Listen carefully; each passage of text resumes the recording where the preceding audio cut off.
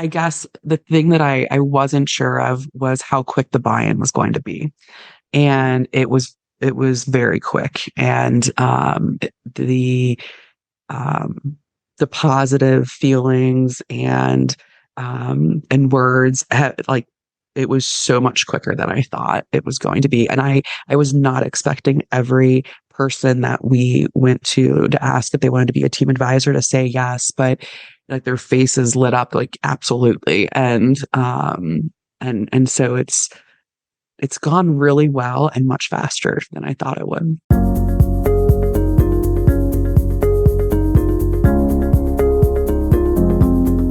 All right, so welcome to the Better People Podcast. I'm Margaret Uhrich, and in today's episode, we're talking with Jessica Minkus of Bookminders. So welcome, Jessica. Thank you. Thank you for having me. Oh, my pleasure. So Jessica, I do want to give you a little bit of an opportunity to just share with our audience a little bit about you and about your organization. I will just share that Jessica is the CEO of Bookminders, and I know you've been there 17 years now, started in the role of staff accountant.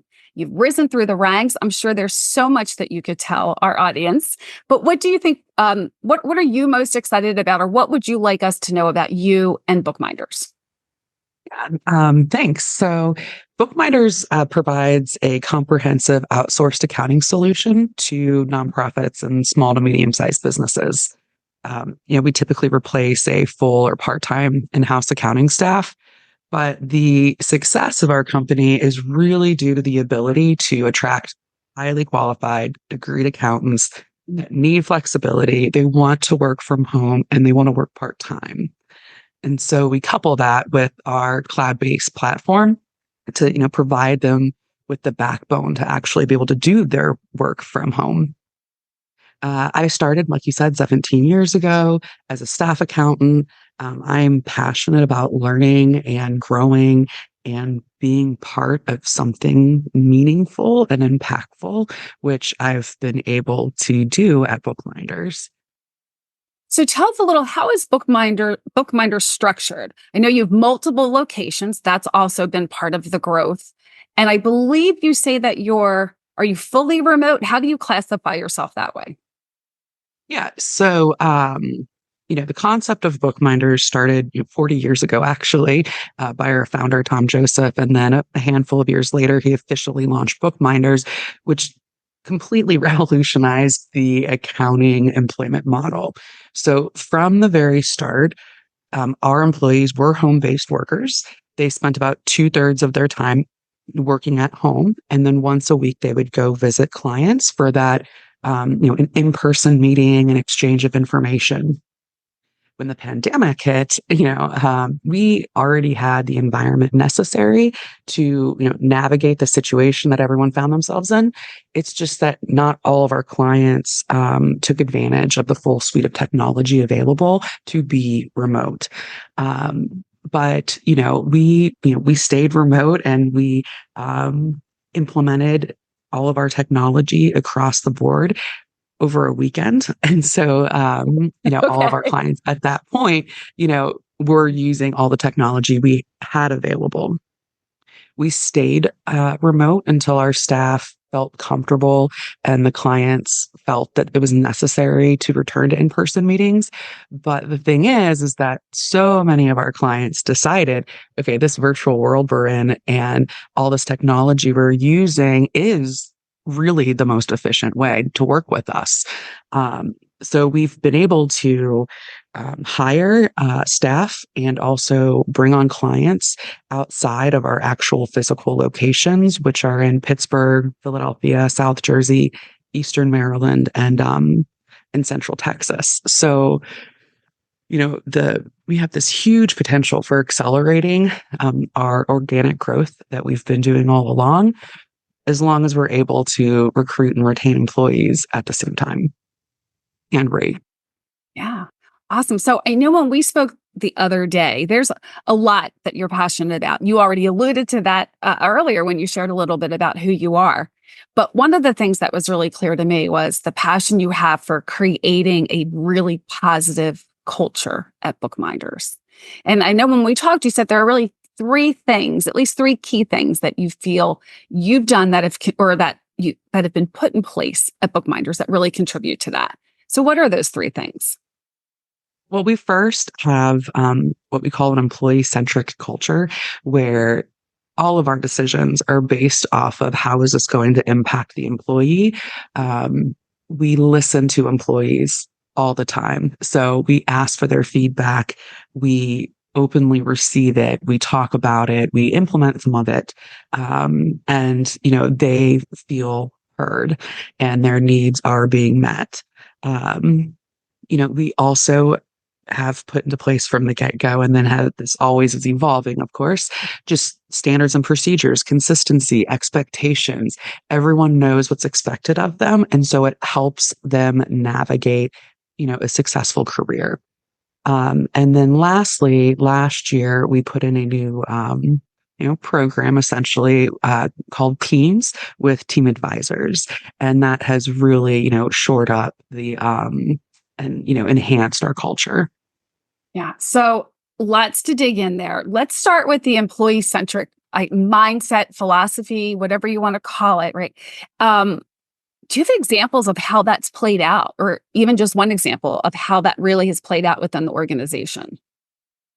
Yeah. So every other year we have a anonymous comprehensive employee survey where we're asking them details about how they feel about the company, where we're going. Um, and so we're monitoring that over the years, and they're providing feedback saying, hey, we would be great if, we did X, Y, or Z. And most of the time we're able to take their ideas and implement them. And then we're also able to see, like, okay, are they not feeling supported in a certain way? Or can we, you know, change our training programs because they like to learn a different way. All of that we're listening to, and it's also wonderful to get the feedback that we've been getting over the last handful of years.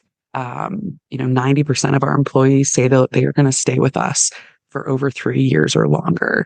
100% of them are saying that, our expectations are realistic. We're providing them the tools to do their job, and, communication is effective. Why do you think 90% say they're going to stay with you 3 or more years? Do they tell you why? Yeah, they do. It's a lifestyle. I mean, everyone, I think, should know by now, like, people like working from home. They like having the flexibility. They like the supported autonomy, and everyone's trying to navigate that. But if you're getting that, if you have that structure and you're providing the support, our employees, they love doing their job. They could not imagine going back to a 9 to 5 desk job. Yeah, yeah. So the second point you mentioned, the consistency and procedures, not as sexy, right? But so critical, especially when you are remote, for everyone to just be clear around what's expected of them and how to do their role. And I know, and I talk about it all the time with the leaders that I work with, people want to do a good job typically, right? And that lack of clarity around what is expected of them, how they are supposed to do what they're supposed to do, all of that makes it really difficult. So I think, again, like I said, not as sexy, but a really key piece, I think, to creating that culture that you have. Um, yeah. Yeah. I would say 95% of everything that our employees do, there's a documented procedure on it. And so everyone knows what they're supposed to do. We have our own internal quality assurance department that then reviews files, provides feedback. And so everyone knows, am I doing what I'm supposed to do? And it also provides our clients with consistency, because there's not a difference between, Jane and Jessica. Like, everyone's doing the same thing. Yeah. And when you're really clear about what you're supposed to do, when it's written out for you, it just eliminates a lot of frustration, a lot of waste of time. So Mhm. awesome. All right. So let's jump into this third one, which I really think is exciting. And that is the teams and the team advisors. So how long have tell me again when you instituted this? We officially rolled it out September of last year. Okay. So relatively new. What was the inspiration behind creating the teams and the team advisors? Yeah. So, I mean, like I was saying earlier about organic growth and being able to expand as a company, I definitely felt that, our staff and our leadership team, we were, we couldn't expand the way we wanted to because we didn't have the number of employees needed, right? And we needed to be able to support the growth. We only promote from within at Bookminders. And because our employees want to work part time, they typically don't want to transition into a full time management role, or a role in the leadership team if that means full time.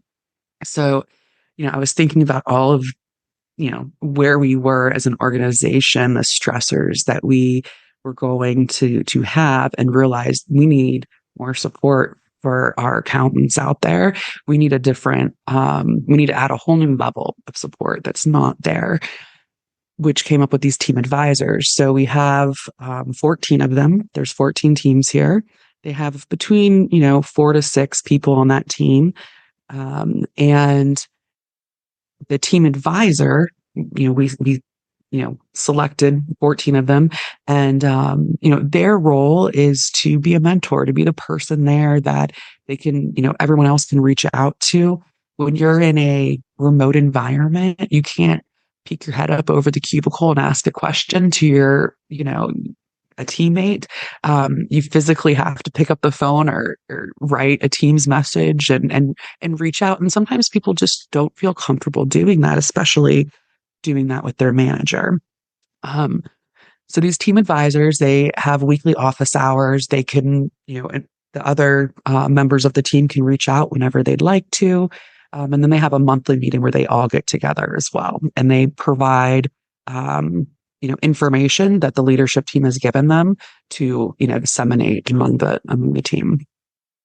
All right. So the senior leaders are cascading information to the team advisors who then cascade it down throughout the organization.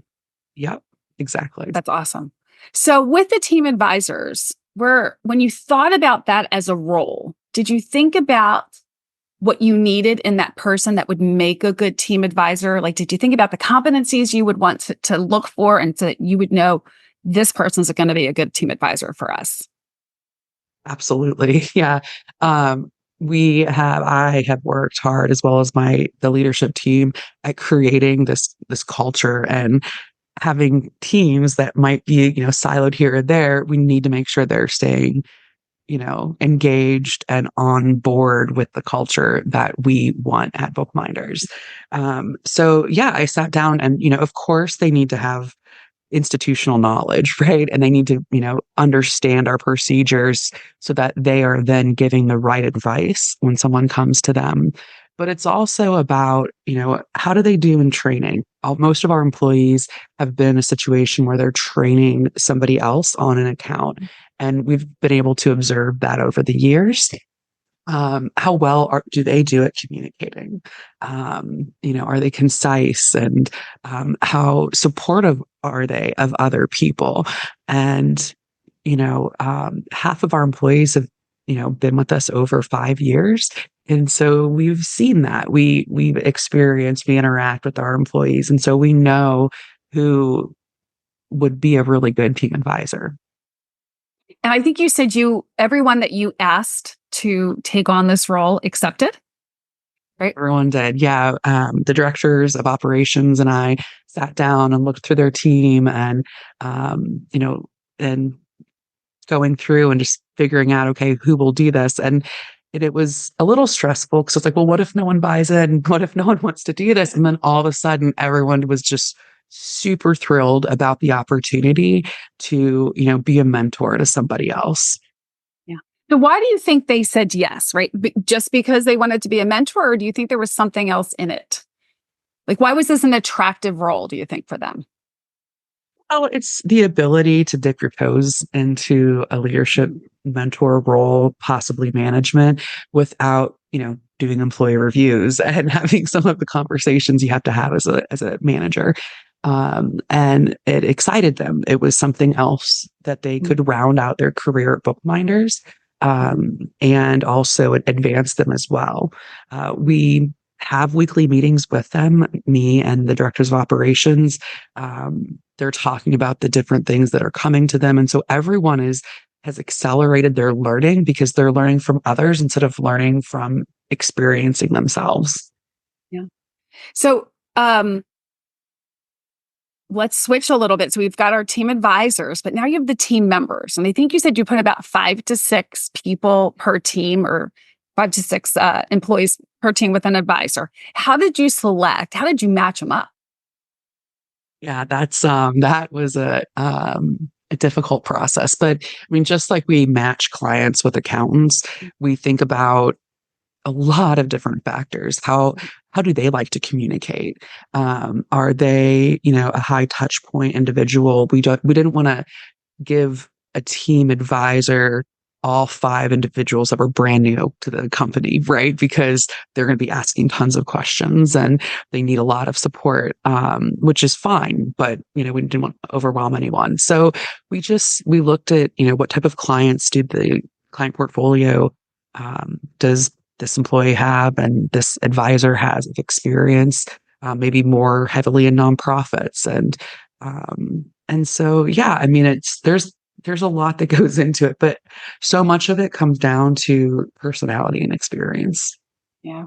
Uh, and you mentioned the word mentoring, and when I'm listening to you talk, it's really, um, it's a mentoring program you've created. I mean, you're calling it a team advisor and teams, but really that's what's happening here. And I know so many of our listeners have talked about wanting to do mentoring, creating opportunities to do mentoring within their organization.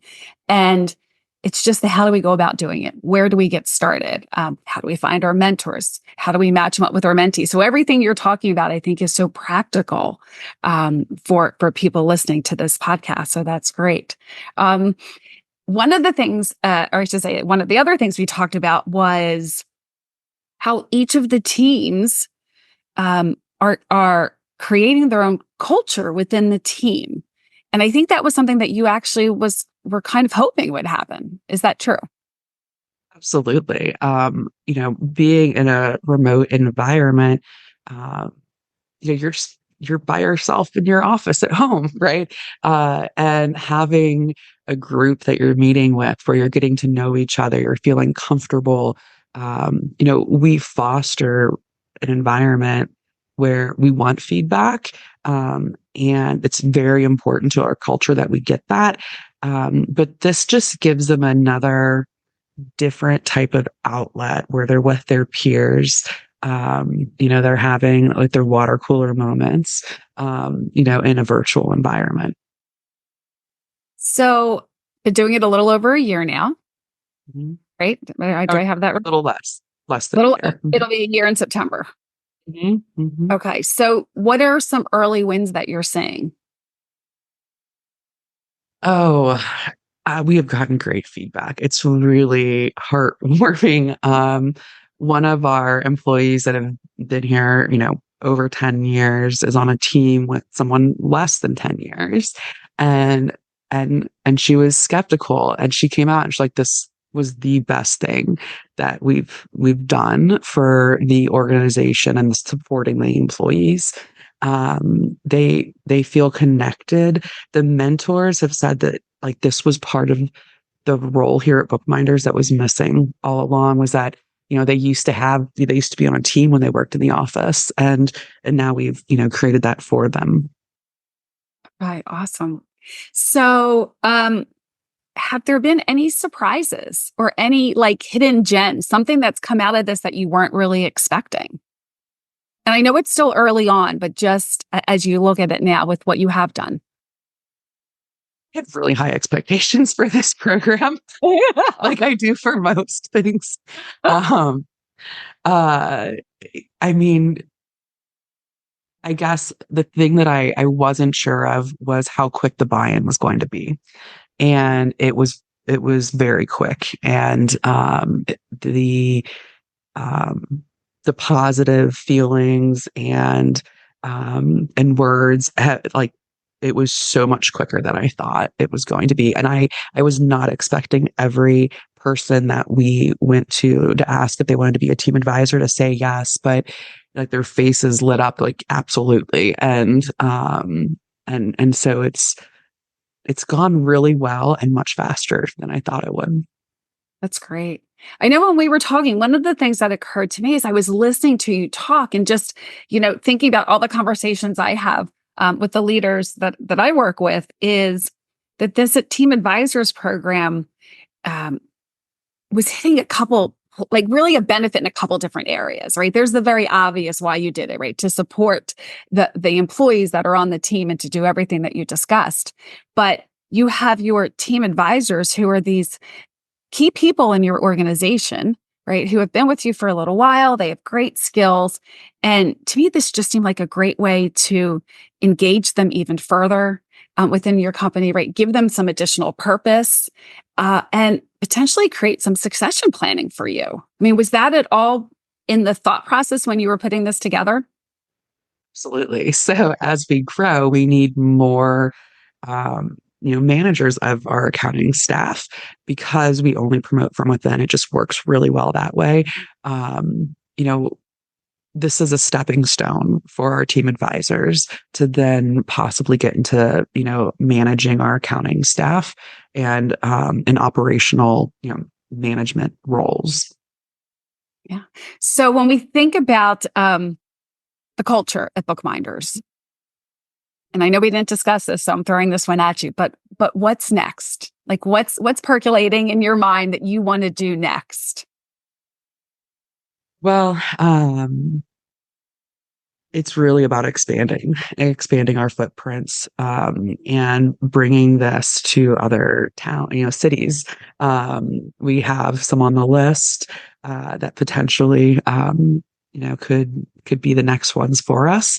The environment that we're in, the way that our technology is structured, the way that our support system is structured, it lends itself to pretty rapid expansion. Yeah. And so with that expansion, is the team advisor program just going to grow as that grows? Absolutely. Yeah. We already have a couple other individuals tagged to become team advisors here soon. Mhm. Oh, that's great. Awesome. So any final thoughts on culture at Bookminders? Anything else that you're really proud of or that you think is really working with the environment that you have? Um, yeah, I mean, we really have a culture of engagement and also excellence because we've laid out what the expectations are. They know what it means to be successful. And that allows them to become more engaged because, expectations are very clear. Let me think. As far as other things, about the culture, I mean, we have a non-competitive environment, which I think is important. I mean, everyone knows what it means to succeed, but we're not they're not having to compete with anybody. It's everyone has their own lane, and we've really individualized the experience at Bookminders. So they can choose how much they want to work. They can choose if they want to add a client to their portfolio or if they need to remove one. They have options, they have choices, and as long as they're meeting our expectations, they continue to make all of their own choices. We have the ability to get involved in other departments to try different things. And, all the doors are open for everyone, and it's up to them if they want to walk through it. I love everything you just shared. And all the different, I would say, examples that you just shared all tie back to those first three things, right? It's employee centric. We have the documentation around our expectations, right? And we support our employees around being successful within the organization. That's awesome. So Jennifer or Jessica, excuse me, I'm sorry. Let me ask you one other question, and that is when you look back um, on your time as CEO at Bookminders, which has been how many years now? Two, a little over two. Okay, a little over 2 years. So okay, so not a lot of time, but what's been your greatest lesson learned as CEO of Bookminders? Well, prior to me being in the CEO role, I was the COO from 2018 forward. And and navigating the pandemic, I mean, it's just so the biggest lesson learned is just being agile, nimble, and being able to move and make quick decisions and the right decisions with the information that you have, and then owning those decisions and changing if you need and tweaking. So, um, keeping on your toes is really important. Yeah, yeah, for sure. Well, Jessica, this has been great. I really appreciate your time. I really enjoyed our conversation and getting to hear what you're doing at Bookminders overall, but also specific to the culture and all these neat things that you've put in place. I think there's so many nuggets here that our listeners can really learn from. So thank you. Thank you so much. It was a pleasure being on your podcast.